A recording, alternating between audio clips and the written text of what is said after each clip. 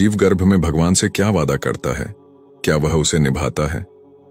आइए जानते हैं भगवान श्री कपिल मुनि व माता देवहूति के संवाद से। माता देवहूति ने पूछा, मातृ गर्भ में तो जीव को बड़ा सुख मिलता होगा, न सर्दी है, न गर्मी है, न शोक है, न मोह।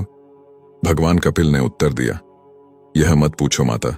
मां के गर्भ में जीव को जितनी वेदना होती है उतनी न पहले कभी हुई थी उसे और न कभी आगे होगी। गर्भवास समम दुहकम न भूतो न भविष्यति। इतना कष्ट होता है। हजारों छोटे छोटे जीवाणु कीटाणु जो मातृ गर्भ में पलते हैं, ये जीव के कोमल त्वचा को काटते हैं। जीव तड़पता है, बिलकता है, पर वहां कौन सुने। यदि मां चटपटी वस्तु का सेवन कर ले तो इसको कष्ट होता है। मां कभी गर्म वस्तु का सेवन कर ले तो इसे दुख पहुंचता है।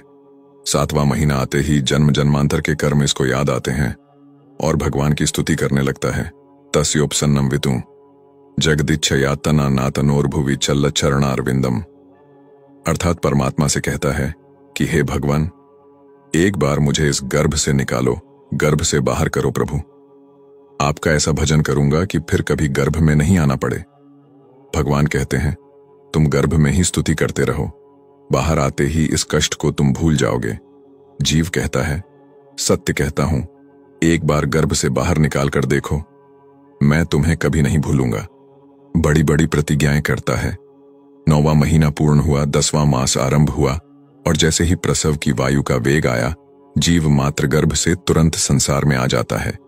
जीव संसार में आते ही प्रभु को भूल जाता है और भक्ति रहित कर्म करके दुख भोगता है।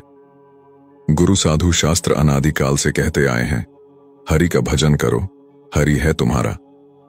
बाकी तो सब तो झूठ है, फरेब है, धोखा है। बुद्धिमान व्यक्ति ही हरि भजन कर सकता है। श्रीमद् भागवतम में भी यही उल्लेख है।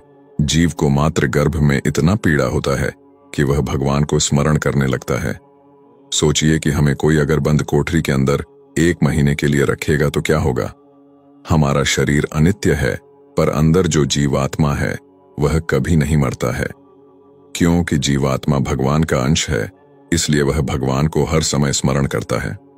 परंतु इसे कोई भौतिक शरीर मिलता है और कोई ऐसी जगत में जन्म होता है तो उस जगत के वैष्णवी माया शक्ति के प्रभाव से वो भगवान को भूलकर उनके माया जगत में आसक्त हो जाता है।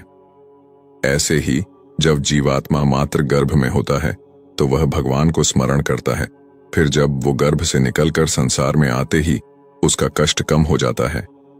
जीवन का उद्देश्य भूलकर समय को व्यर्थ किए जा रहे हैं। हमें समझना होगा कि जीवन प्राप्त क्यों हुआ है। यदि समय रहते समझ जाएंगे तो उचित ही है, नहीं तो इसी धरा पर प्रेत बनकर घूमना होता है। फिर भटकते रहते हैं और जीवित परिवार के सदस्यों से उम्मीद रखते हैं कि मृत्यु उपरांत वो हमें समय समय पर भोग तर्पण आदि द्वारा देंगे। लेकिन आज समय बदल गया है। आज का मनुष्य तो जीवित माता पिता को सही से नहीं रखता है, मरने के बाद तो कहां से कुछ करेंगे। इसलिए हमें अपनी यात्रा को इस प्रकार बढ़ा देना चाहिए ताकि मरने के बाद भी किसी की सहायता की आवश्यकता ना पड़े।